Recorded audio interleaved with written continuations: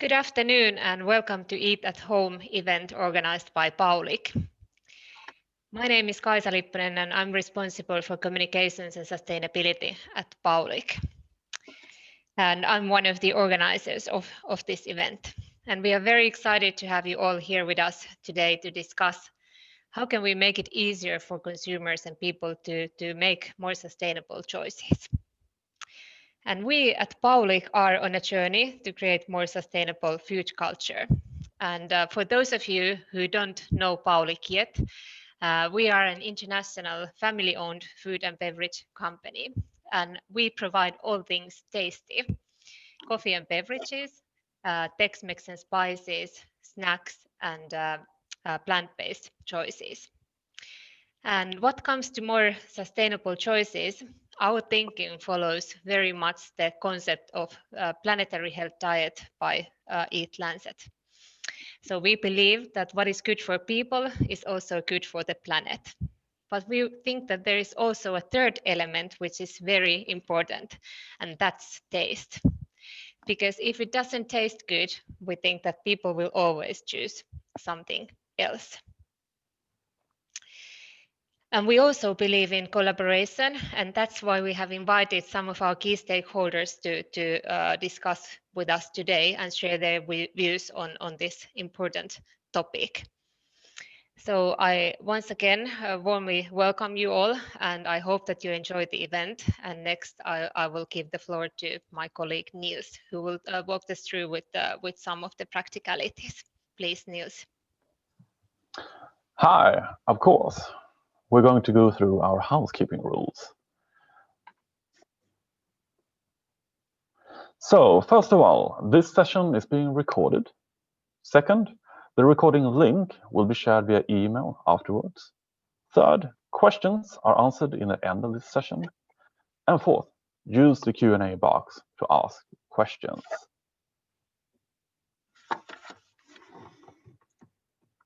Now, moderator of this event is Karin Jonsson, also Sustainability Program Manager at Paulig on Nutrition and Health. Karin, I hand over to you. Thank you, Niels, and also Kaisa for this introduction. Sustainability is more current than ever and a hot topic on most companies' agendas, not least within the food sector. That is a substantial driver of several aspects of sustainability, such as climate and environment and health and well-being. That sustainability matter is no question. Questions are instead, what shall we focus on and how shall we do it? And here many companies have come far with ambitious agendas for sustainable products. But sustainable products are not impactful unless they are chosen over less sustainable products. Products with more beneficial environmental footprint must be chosen over the less beneficial ones. And it doesn't matter how healthy a product is unless it is eaten, unless it is chosen by the consumer again and again. We need to move towards a sustainable food culture, and we must have the consumers on board by their choices that can be conscious or unconscious. And what is the importance of conscious and unconscious choices? And what does it require to achieve that choice over again? Is taste the key? Is flavor the essence of change? Now, this is the heading of this panel discussion that will be framed within the scope of the importance of conscious and unconscious choices. And I am excited to moderate this discussion and delighted to present our selected panelists. Karin Vendin, Professor in Food and Meal Science at Kristianstad University. Stellan Höinelämä, Content Lead for the Eat for Change initiative at WWF Finland. Martin Kahn, Creative Director at the Bacon Hospital. Charlotta Szczepanowski, Sustainability and Quality Manager at Coop Sweden. And Lea Rankinen, Director of Sustainability and Public Affairs at Paulig. And I will give you panelists a minute to introduce yourself a bit more. So Karin, please tell us about yourself. Yes, first of all, thank you for the invitation and for being here. I'm a professor in food and meal science, and I work at Kristianstad University, and I also have a position at the University of Copenhagen. My background is in chemistry and also in flavorings. I have worked a lot with perception and preferences. That is a science called sensory science. And I've been most of all focusing on food, but I've also been working with other type of products. Thank you.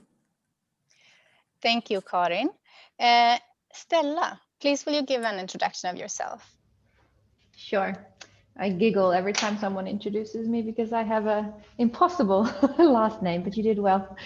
So thank you for the invitation as well. It's really exciting to be here to have this discussion.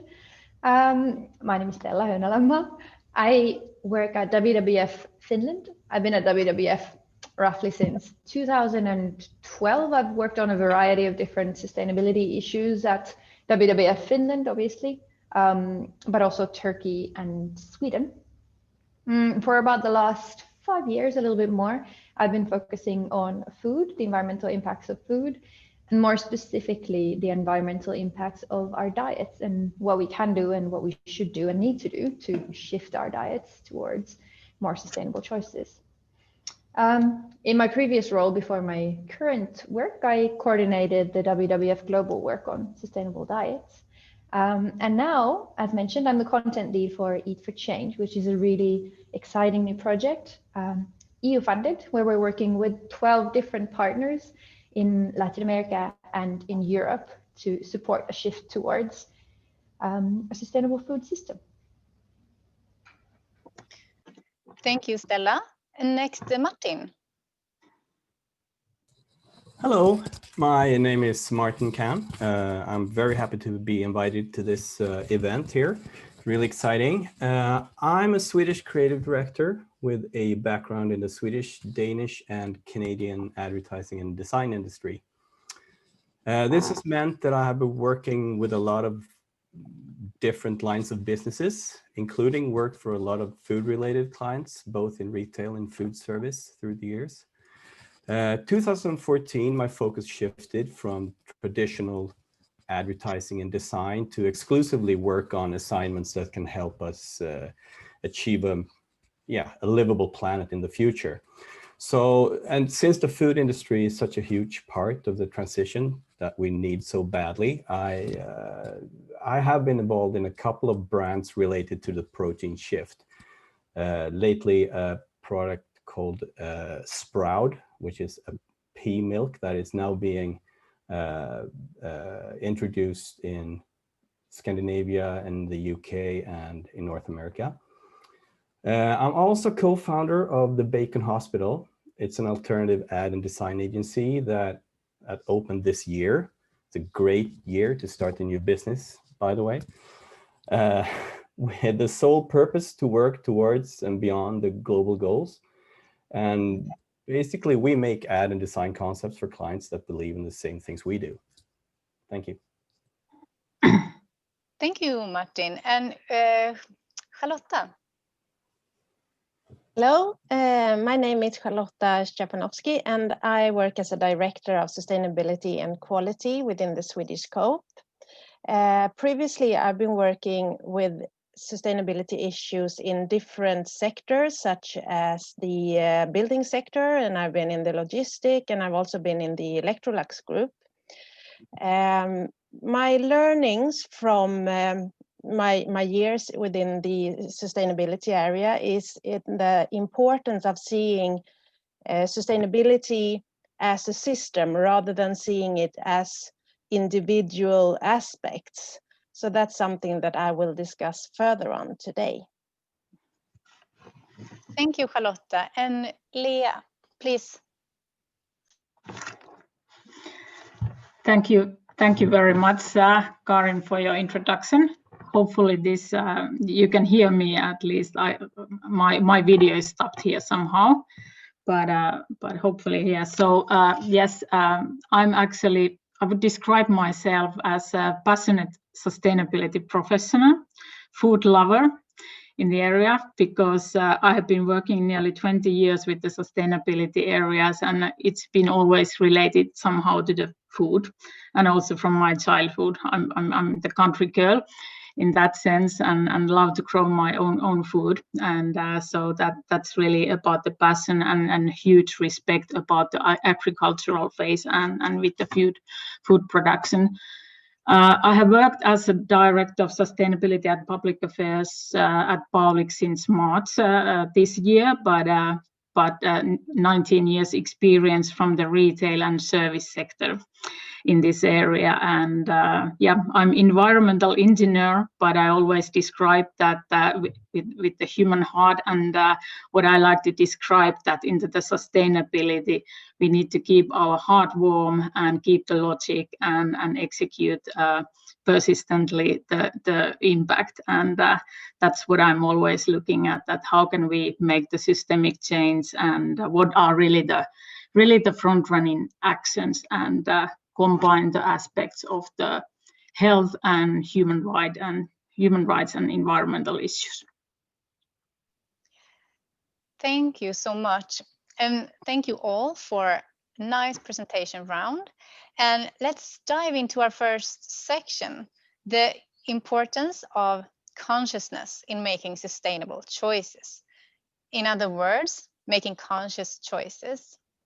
And there is a growing awareness and demand from consumers that the food we eat shall be healthy and sustainable, sourced and produced.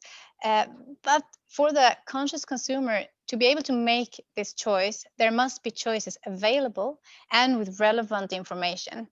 And many climate labels are starting to appear on products, but we know that it is just not that simple. At Coop, they have taken action in an attempt to paint a fuller picture of sustainability. And I would like to direct the first words to Charlotta, Sustainability and Quality Manager at Coop. Please tell us about the Sustainability Declaration and your view on the importance of making conscious choices.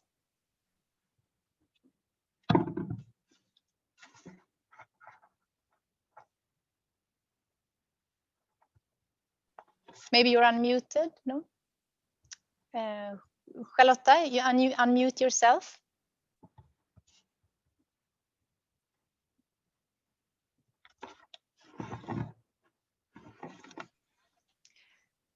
Charlotta. Oh. So, okay, maybe we will wait for Charlotta and she can jump in later. I will then move the question to Leah. What is your thoughts when it comes to sustainability and making these conscious choices, and the need of transparency and information and data collection? Do you have any thoughts on this? Thank you very much, Karin. I think this is very interesting topic and question, and somehow if I'm using also my background experience and looking at the consumers and making conscious choices, I think that is always the kind of a group who are the front runners in the areas, and how can we learn from there and they deliver. It's that what kind of new steps to take and develop actually the products. I think that's how I frame and look at that group actually, that this is always a minor. But then the transparency and the areas to look at this, I think it's a 3 different divisions we can have, that kind of for example, labeling, or the Coop model, for example, that what is the content on cover? It's always what we talk about with the under umbrella of sustainability. That are we talking about the climate? I would like to see into the future that we more combine the nutrition and climate angles together there. and make that, because sometimes if people do the conscious choices, that we have a different touch point for them too, because some of them looking more about the healthy for themselves than the climate, and that we can make them very easy for them.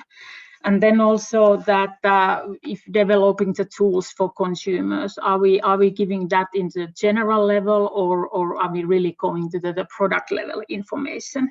Because sometimes the general level is the answer for consumers to make the changes into the dietary level, but the product information is that what encourages the manufacturers and players to really develop ongoingly their products more sustainable. So I think we need the both levels in that sense. And then the third touching part is the data.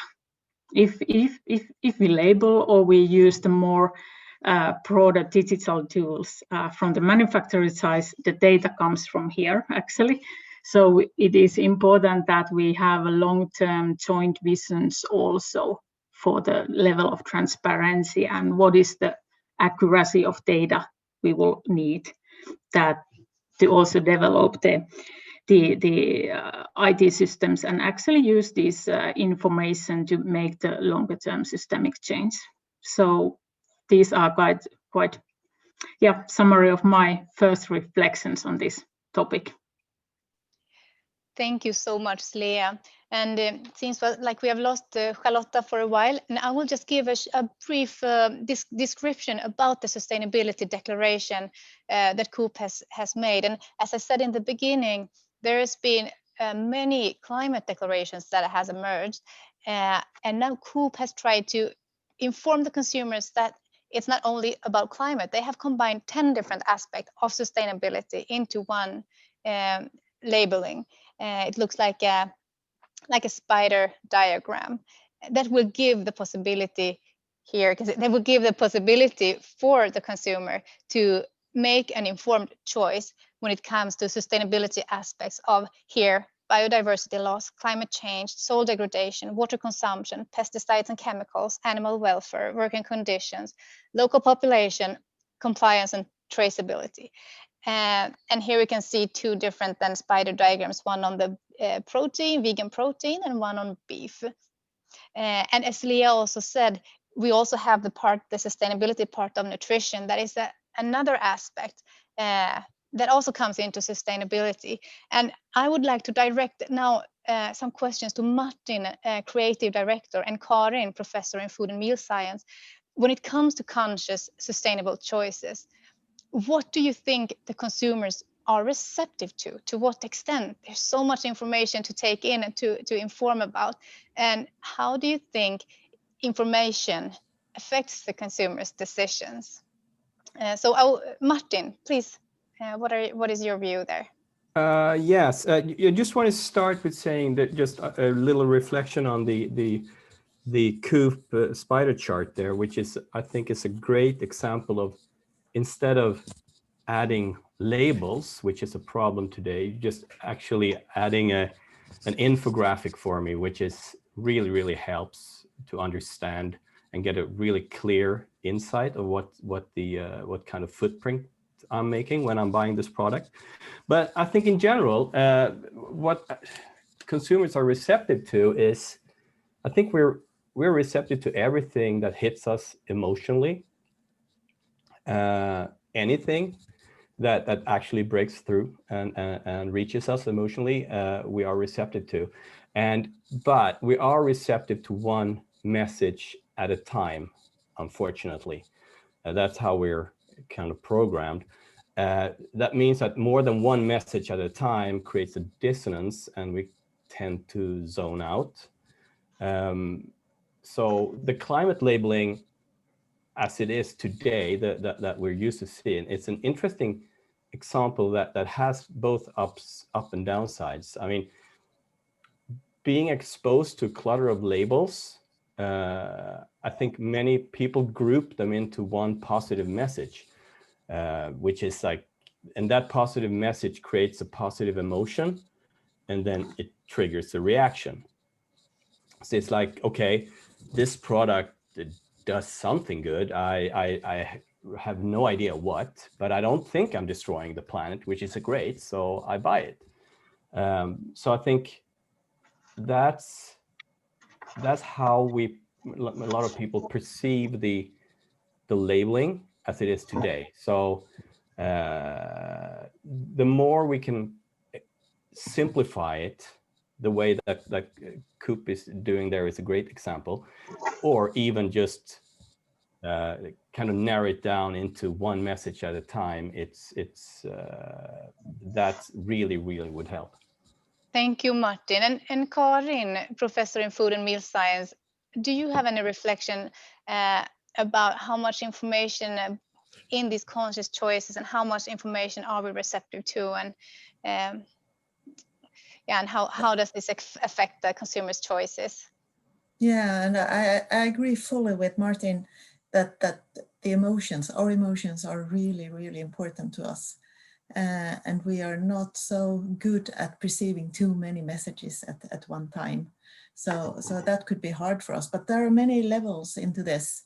And I think we should also be very aware that we are so impacted by different trends in our society, and trends that are coming and going. So for example, looking at this organic trend that has been for quite a while, but is now fading out and being replaced more by locally produced food, because the consumer think that, oh, well, I couldn't talk for everybody, but many consumer, they can take one message and before it was the organic, and we could see from studies that we made that, oh, it's organic, then it's healthy and it's good for everything. And it's tasty, and it's, it was very good. And then this trend was fading out, and people are getting more into these locally produced, and suddenly these products, they are healthy and good and everything, because you connect these positive feelings for what you think it is before, instead of being more informed about what is what. But you put everything sort of into one package and say that this is good for me. And then if you're very conscious and very sort of interested, then you could go into and look at packages and look at different concepts and say, oh, it's good for this and that and that. But that is not so many consumers who are doing that. They are going more on the emotions. Thank you, Karin. Thank you so much. And I see that Charlotta is back in. Charlotta, since you were out here, I've given a brief description about the Sustainability Declaration, and we actually need to move on soon. But before I have a question, the last question to Stella. But before that, Charlotta, would you like just to say a few words, some short words regarding the Sustainability Declaration and your work there? Yes, we've done the sustainability declarations, and the reason for doing these declarations is that we want to steer our assortment. So it's more of an internal tool to start off with.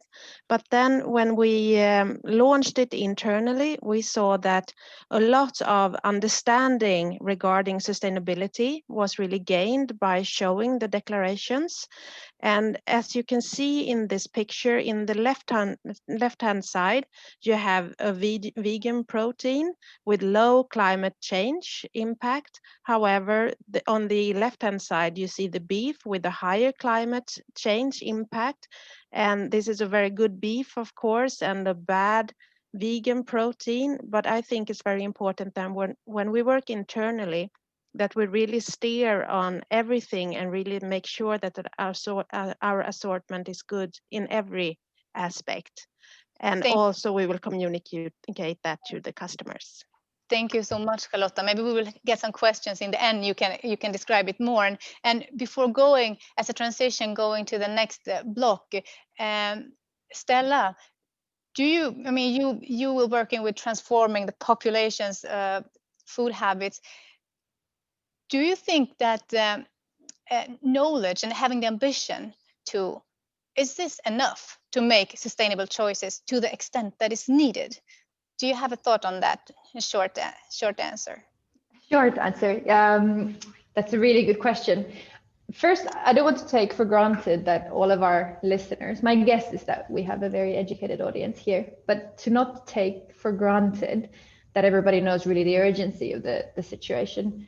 Global food production and consumption are the single biggest human pressure on nature. To give one number, 70% of biodiversity loss on land is driven by agriculture. So really, to have any chance of reaching the global goals, the Sustainable Development Goals that Martin referred to earlier, we really have to address this food system. And 10 years might sound like a long way away, but it really isn't. It's a very short time. So not really going to sugarcoat it, we're going to need all the tools that are available to us. And that means, I mean, here we're talking about consumer choices, which are definitely really, really important. That's something that we work with and that we work to change. But of course, that in itself is not enough. When we're talking about labels and consumer information in general, part of the assumption is that consumers, A, are interested, and B, have the time and the capacity to actually look at that information, which not everybody does. So I think it's very important that we provide consumers, those that are interested, with the right kind of information. And here, I mean the right kind, really, not too much, not too little. Also, maybe not focusing too much on one product over the other, but rather what is important is the impact of your whole diet, what you eat every single day, and what you eat most of, rather than the thing that you choose once a month, for example.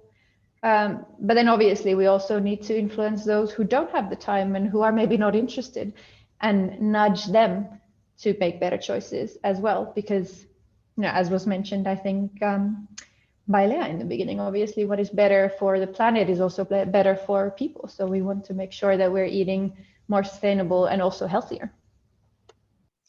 Thank you, Stella. And I would like to use that as a transition, because of course, I think we can all agree on that transparency, information, and educating the consumers are important, but also that merely relying on the consumer to make the right choices, it might not take us all the way. Of course, we need to look at the food system, but also the consumers that actually don't do these conscious choices. We need to influence them in other ways. And this leads us then to our next session, the importance of making sustainable choices the natural subconscious choice. And Martin, you are creative director at the Bacon Hospital, and you have worked in the advertising arena basically your whole career, and you have been involved in a big Swedish success such as Oomph. And I remember some years ago at one of the largest Swedish food industry events, Livsmedelsdagarna, when I think Oomph was receiving an award, and a cool crew walking up the stage in torn jeans, black t-shirts, caps, and tattoos, to the sound of some deep bass music pumping in the background. The approach and feeling, mirroring the approach and feeling of the Oomph product and pack and the marketing. So, Martin, I would like to hear your thoughts regarding the importance of getting to the consumer through other means than having them make a conscious, sustainable choice. How important is it, and how do we do it? Yes, it's, well, we need to use all the tools we can, of course, as we said before, to drive change. So yes, it is important that we trigger subconscious choices. I mean, but the problem is that today there's a lot of sustainability proposals out there, which makes the consumer numb. So we need to find alternative ways to kind of hotwire the change. And yes, how it's done, it's first, it's crucial that the sustainable choice appears more desirable than the alternative, of course. And that's through both the product in itself and how it's being marketed. And I would say that that is actually basic communication. Like, find a unique message that is clear and relevant and fresh and true and transparent, and make it sure that it hits the consumer at eye level, and that will eventually turn into a natural choice. So, I mean, the line here between conscious and subconscious is, I mean, I'm in the manipulating industry here, so I'm trying to do these things all the time in a way, but I mean, there are also some classic ways to deal with this. It's like to use some kind of a nudging tricks here, that which is like, nudging is that that's when you propose a positive reinforcement indirectly to influence a consumer. And I mean, a good example of that is how the fact that we have the standard is at restaurants, for instance, that plant-based is an option to meat at restaurants. Like the plant-based option is an alternative. But for example, doing the opposite is an interesting nudge. Of offering plant-based as a standard and meat as an option is actually something we see more and more, which is great. And that's an interesting way of, without, I mean, the options are there, but we just by turning the priorities to the consumer, we are actually forcing them to make some kind of maybe an unconscious decision there. Thank you, Martin. And I would like to go back a bit to Stella, because you've been working with these large initiatives and on population levels, and you will work as a content lead for Eat for Change at WWF.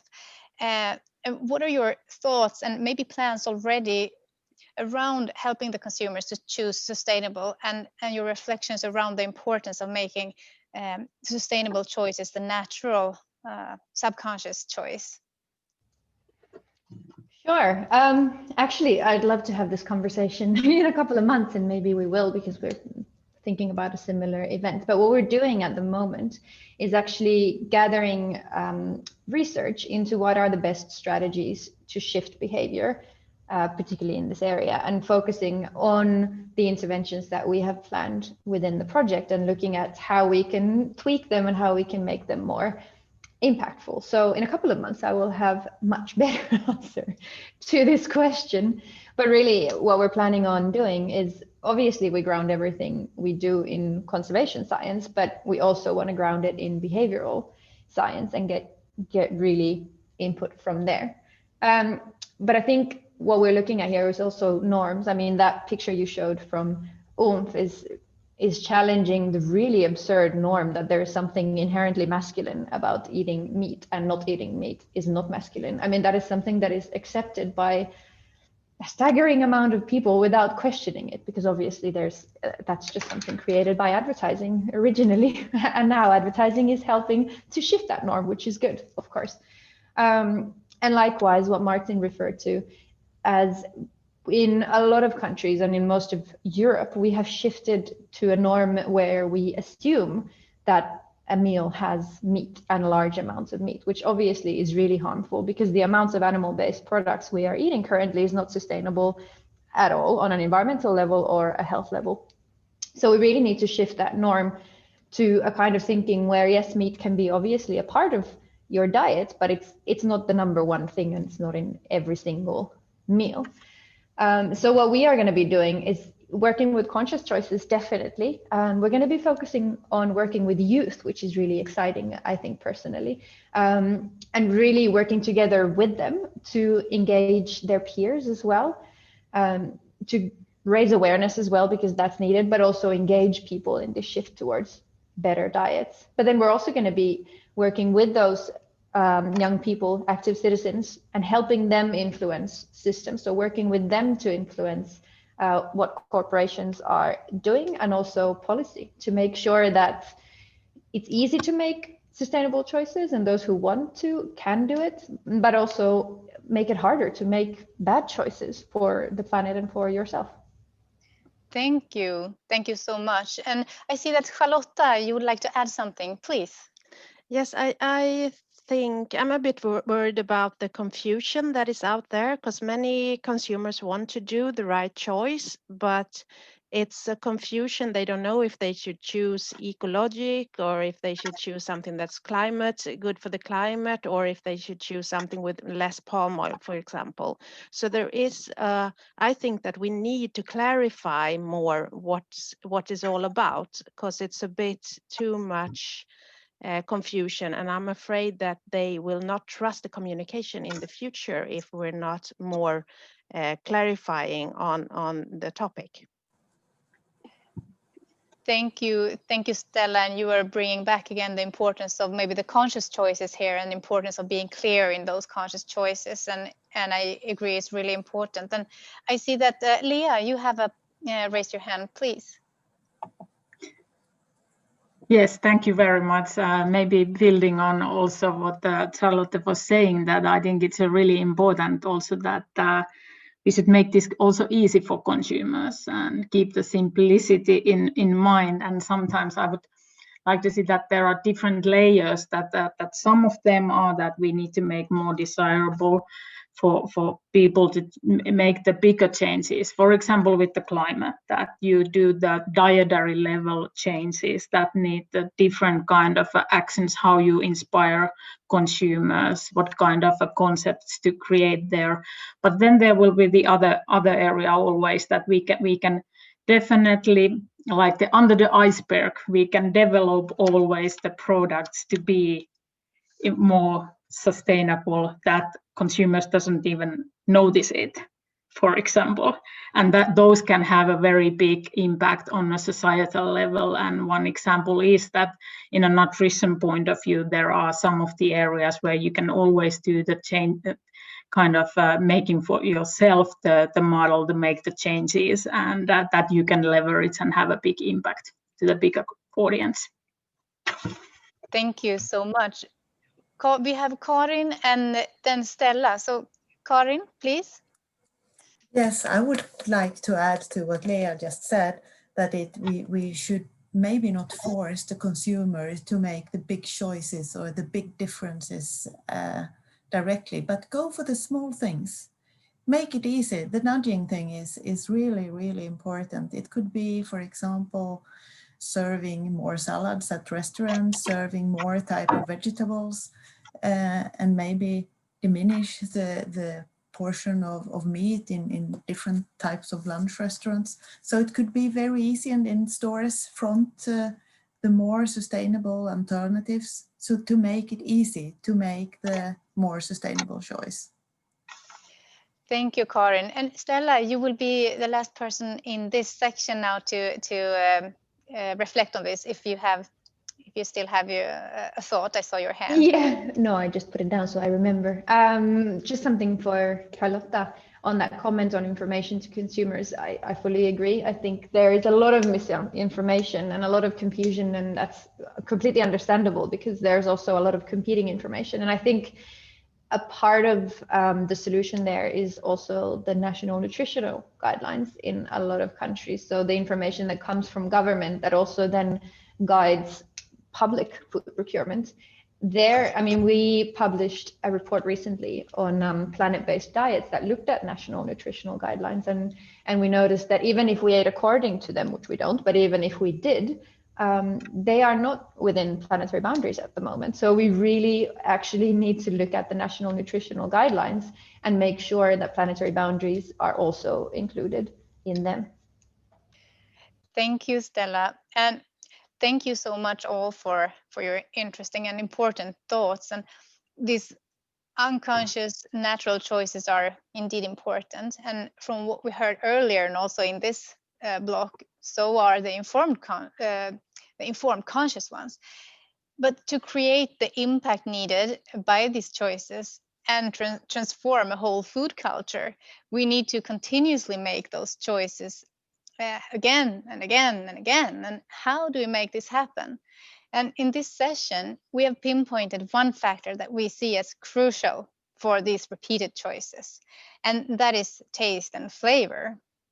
So the importance of taste to make sustainable choices is what our next block is all about. And Karin, you are professor in food and meal science from Kristianstad University with a mission of sustainable, healthy society.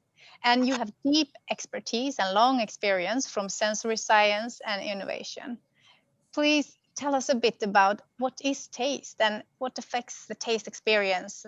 How does taste relate to the food and meal experience? And how important is taste in choosing sustainable foods? Please. Many questions in one, and I should try to not be too long because I can talk about this for hours. But to start, we all have an innate preference for sweet taste, independently from where we come from or who we are. We have this preference, and we also have an innate aversion towards bitter taste, and that we think depends on the preference for sweet taste. We think that has to do with survival. A long time ago, we needed energy to survive, and the aversion to bitterness, that is probably because there are many bioactive compounds that have a bitter taste, and many of them were harmful to us and still are, of course. And that is why we think these innate preferences and aversions are still there. And you can start to form your preferences already before you're born. It's not you who form them, it's your mother then, because you can have an impact of what the mother eats and what she smells and what which odors, which perfumes, and of course, which type of food she is eating. That has an impact of what the baby then will recognize when he or she is born. So it's also very important that we keep this in mind. But then there are also different type of genetics, and we are sensitive to different things. Some of us have a bitter sensitivity to bitter taste, some for the other type of flavors and so on. So that has also an impact, of course. But then we form our eating habits and preferences very much due to our families, the social context that we live in, and so on. So our parents and our society, they have a great impact of what we are doing and what we are eating. So when we are getting older, we can form our preference ourselves. We think we do, but we are not, because we are being impacted of so many things, first from our parents and the families and societies, and then from our friends. But what you have what you form when you are very young, that will remain throughout life, and it will get stronger when you get old again. So old people normally have a preference from what they eat and what they had, to say they had some kind of favorite food when they were kids, that will still be their favorite food when they are old. But in between, we are being impacted of different trends, and we would like to do right and so on. But to keep these or get these into sustainable food choices, it has to be tasty for us. And another thing is that it's not only the taste and flavor, it is also the texture of different types of food. So getting all these together, texture, flavor, and taste, that will give us the preferences of what we like and do not like. Thank you, Karin, for this very interesting miniature lecture in taste and flavor. And I would like to open the question for the rest of the panelists. How important is taste in choosing sustainable foods? And is it different maybe depending on if we make conscious or unconscious sustainable food choices? Should it be different? Does it have to be different? And are there areas that are more important than others when it comes to taste and sustainable choices? I see, Martin, please.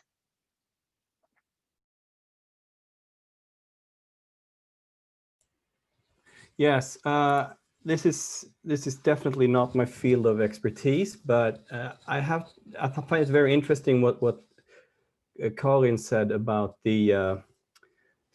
there's some of the subjectiveness of taste, and I think that is like a little sub thing to that might be that, and this is more of a personal reflection, that we expect a certain flavor from a certain product. That's how we're brought up, but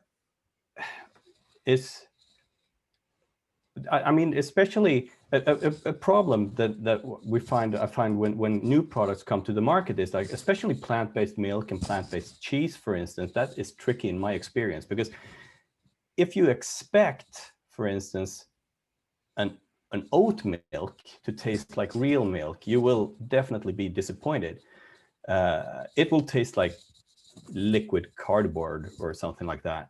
But if you overturn your expectations and approach it in a different, as a different standalone product, you're more likely to accept the taste, I think. I'm just speculating here, but from,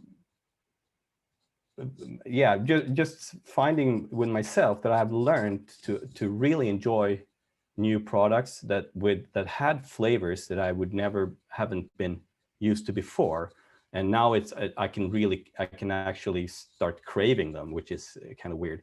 But so I find it kind of provoking when people say that they can never give up the taste of this or that in favor of a more sustainable choice. I think we can learn to appreciate more new flavors if we are motivated enough. And yeah, but still, personally, I'm struggling with a plant-based cheese, though. Thank you so much. Thank you. And time is actually running, and we have 4 panelists that want to say something, or 3. So to give a short reflection on this, Stella, then Charlotta and Lea, some short words before we wrap this up. So Stella? Sure. Definitely not my field of expertise either, so I will be short, but I'm definitely a foodie out in my personal life, and lucky enough to be married to a chef, which, yeah, means that I have a lot of opinions. I think one thing is, when we're talking about product level, then what Martin said is definitely really true and really important. That's where we're looking at kind of the expectations of, does this taste like I think it's going to change? Does it taste like milk or cheese or whatever?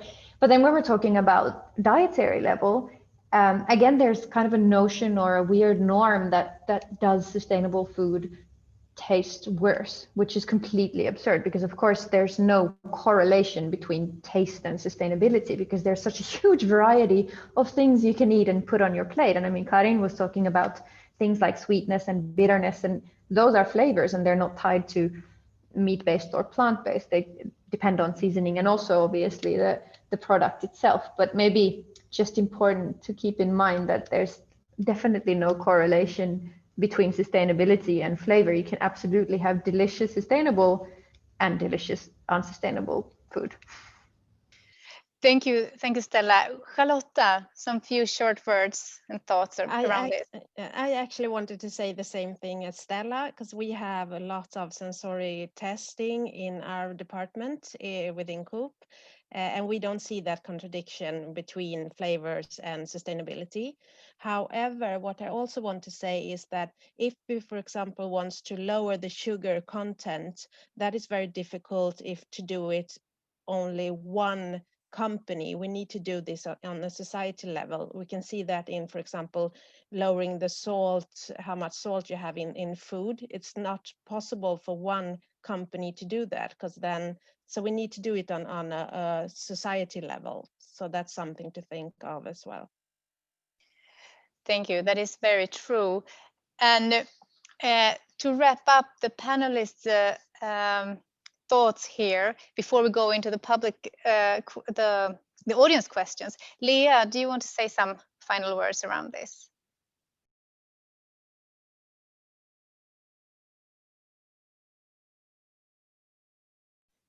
And don't forget to unmute yourself. Okay, sorry. So I think, yeah, thank you. The question is that how we can use the taste and flavor as an enabler also to help us consumers to make shift to, for example, to eating more healthier, that using spices to inspire eating more veggies. That is the one thing. And then the final other word is that when we are talking about food, I think one good issue is to remember that we get what the soil gives us. And that is closing the loop, that if we take care of the kind of the biodiversity and climate into the agricultural phase, we get more nutritional and more tasty raw materials from there. Thank you, Leah. And I think we've got some questions, and I will let Nils in to read our first question. Yes, the first question goes to Karin.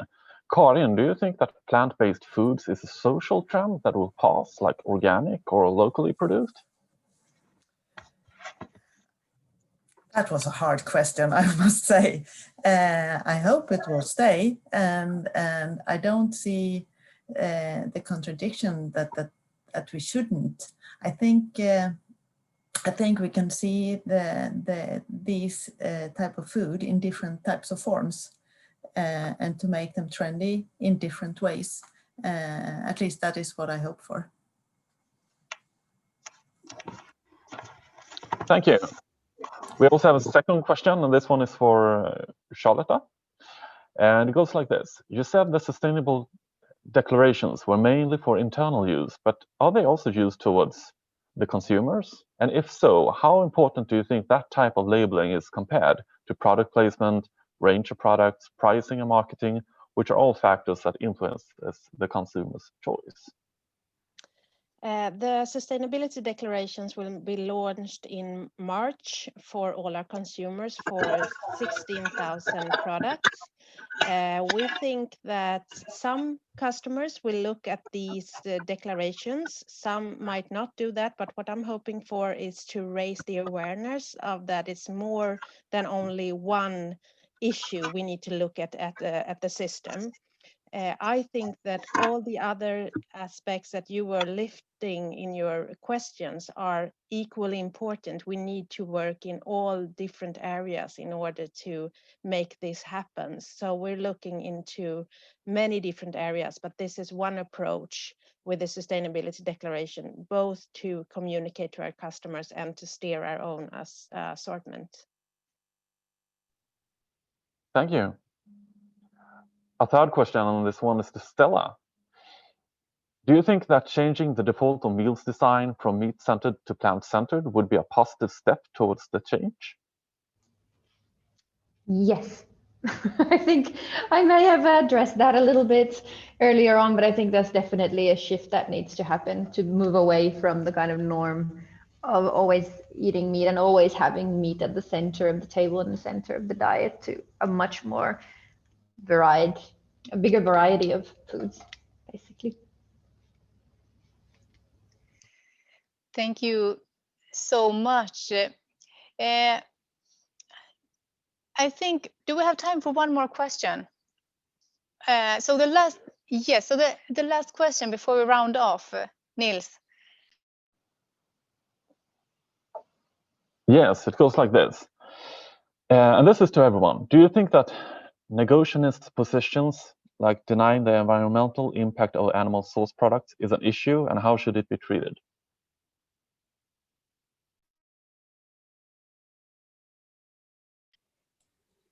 Did you understand the question?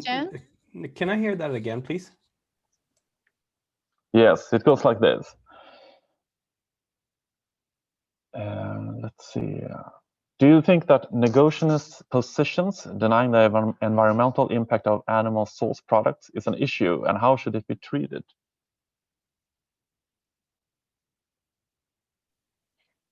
Stella and Charlotta, I see you have raised your hands. Charlotta, you want to answer it short? Yes, I understand the question as if you ask if there is a problem to that we don't acknowledge the problems with meat, and I actually think it is a problem that we need to make everybody aware of, that it's not possible to eat as much meat as we do today, even though we should eat a bit of meat, or we can eat a bit of meat. So but we need to make sure that the politician and everybody is really aware of this, and that we understand it and see the same future with less meat. And I think that we're not there yet. Thank you. Stella, do you have a very few or short comments on this? Yes, I think denying environmental impacts of animal-based products is definitely a problem that exists, but I think part of that at least comes from misunderstandings as well, because it's not only, we talk about less meat, but it's also about better meat. There are really, really good ways of producing animal products as well, and we should be shifting towards those and reducing meat. So it's about less and about better. And I think when we talk about some of these better production systems, which we should talk about, it sometimes creates confusion as well. It's not as simple as you might think. I think that may be part of the issue. Thank you, Stella. And we must end the session of question round of this panel, the panel discussion. Thank you so much for your questions and for your answers. And I think we all can agree on that change is needed for a sustainable future, and that the food we eat play an important part, and that the consumer choices are key, where taste plays an important role for choices of any product, sustainable products making no exception. But unless we take strong enough action as producers to make sustainable products attractive, and as consumers to actually choose them, we might end up not having the luxury of choices we have today. Climate changes may change prerequisites for what we can actually grow, and we may not be able to fit an optimally healthy diet within the planetary boundaries, as the Eat Lancet Commission has shown that today we still can. Stella has already been touching on this, depending on how we look at on a healthy diet. So let's cherish our sustainable choices, keep working for making them accessible, attractive, and tasty, pushing the consumers towards the sustainable food culture, and letting the consumers push the industry towards sustainability and transparency, information, and comparability. We're all in this together. Thank you. Thank you very much. Thank you. Niels, I think you will have some concluding remarks here. Thank you, Karin. And thank you all the panelists for your time and expertise. And of course, thank you all that have listened to this session. We just want to let you know that, as I said in the beginning, this session has been recorded, and we will publish this recording link on our website afterwards. And we will also send it out via the email that you have registered to this event too, alongside with the questions that we weren't able to answer today. So thank you, everyone, and have a nice evening. Likewise. Thank you. Thank you. Bye-bye. Thank you.